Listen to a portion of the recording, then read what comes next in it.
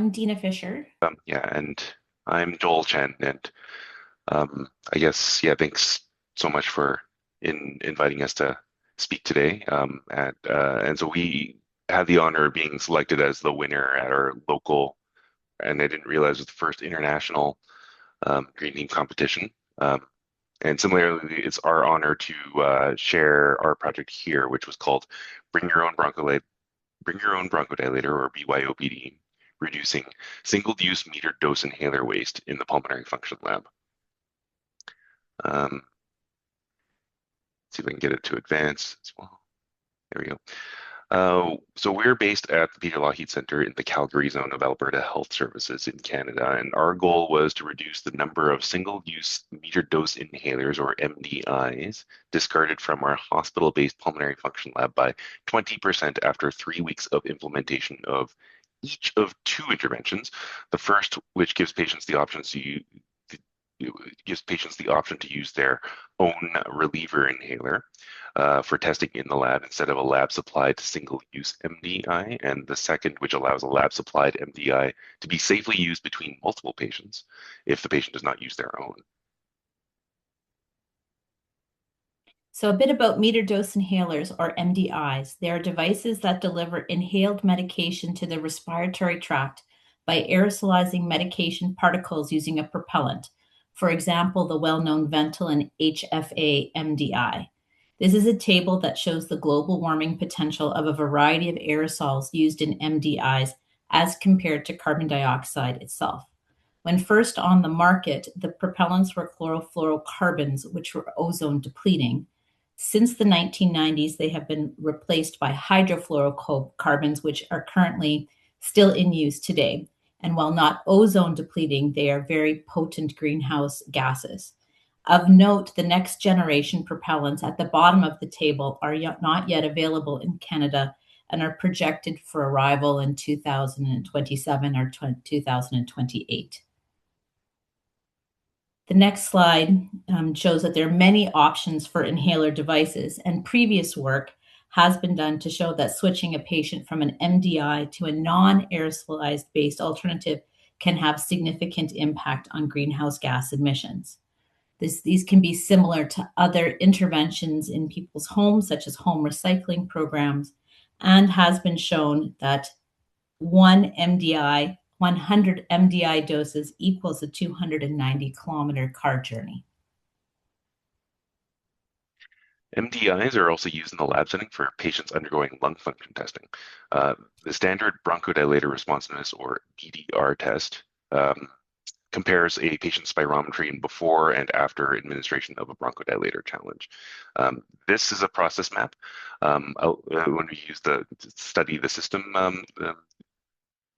tool in the SusQI framework, that outlines the journey of one of our patients undergoing BDR testing in our hospital-based lab. And this is prior to either of our interventions. And so I don't know if I can use some kind of laser pointer or something like that here. I don't know if you can see that on the screen there. So we can see. Great.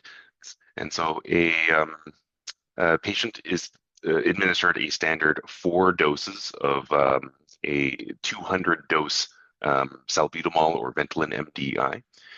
And unless the patient wishes to keep that MDI, the MDI is discarded with its remaining 196 doses.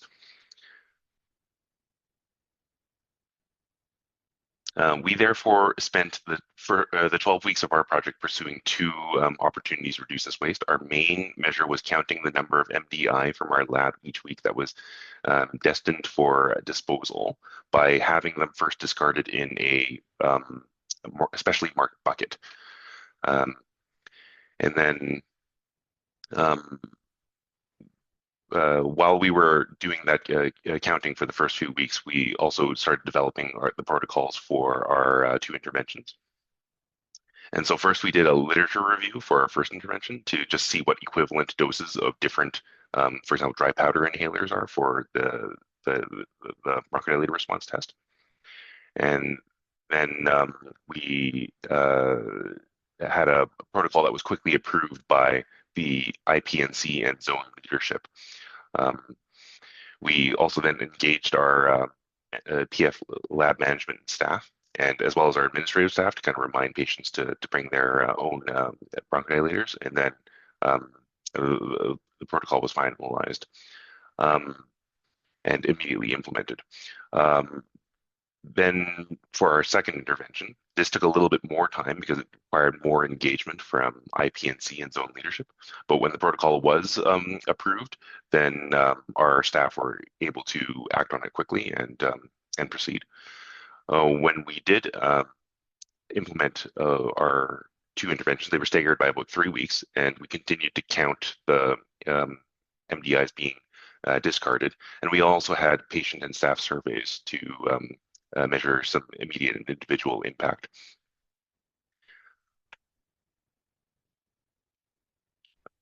So at baseline, we learned that 23 MDI were being discarded per week on average from our lab. And after our first intervention, which is Bring Your Own Bronchodilator, we've that reduced to 14 MDI being discarded per week on average,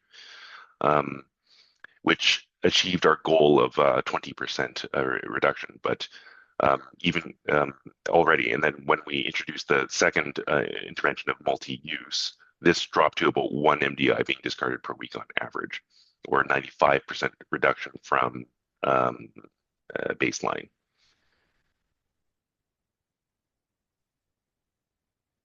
So, how does this translate to outcomes? So, with both interventions, we were preventing 212 kilograms of carbon dioxide equivalent generated per week, mostly arising from a reduction in MDI waste. This saved our lab approximately $250 per week, and projected over a year, this amounts to 11 tons of carbon dioxide equivalent and over $12,000 saved. Our surveys indicated that the project was well supported by both patients and staff. And finally, while we did not measure clinical outcomes, we identified several potential clinical benefits and no negative consequences were expected.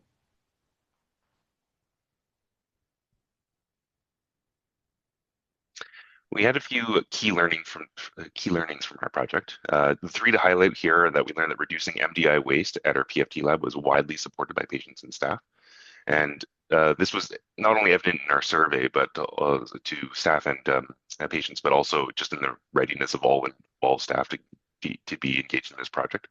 And then we learned that an astonishing amount of impact, 11 tons of carbon dioxide per year, could be achieved with really minimal implementation costs. The cost of our counting bucket, as well as a single lunch and learn event, was about $60 Canadian. And we also learned that initial barriers could be overcome with advocacy from champions within the team, especially Dr. Fisher. And then to highlight our next steps, the multi-use protocol was developed in partnership with our zone IPNC, and so is now available in all 4 acute care adult hospitals in our zone, and is currently awaiting provincial approval to be hopefully dispensed throughout our province of Alberta.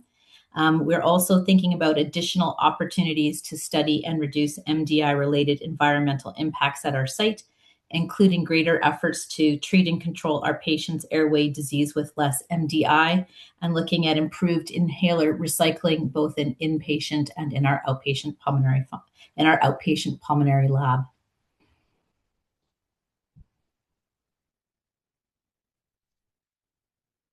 I think that's all we had to share on our project. There are countless people that we wanted to thank, and I think there's a few that are attending this event as well today. But yeah, there's just too many to name. But yeah, certainly we do want to thank the Center for Sustainable Healthcare as well for all the resources that they were able to provide for us in the success of our project. Thank you both. Thank you for sharing. Yeah, there's a wonderful summary slide, and you've really helped hopefully to put SusQI in context for people who maybe weren't so au fait with it before. So there are a couple of questions in the Q&A. I don't know if you guys have to run off to clinic, but we do have a panel Q&A in about half an hour if you're happy to stay on. But if not, maybe we might forward some questions to you. But thank you so much for donating your time this morning and sharing a brilliant project. And it's great to see how your next steps as well. Yeah, thanks for the great opportunity. We really appreciate all the support. No problem. There was lots of reactions, lots of claps, lots of hearts as well. If I could just ask you, Joel, to stop sharing your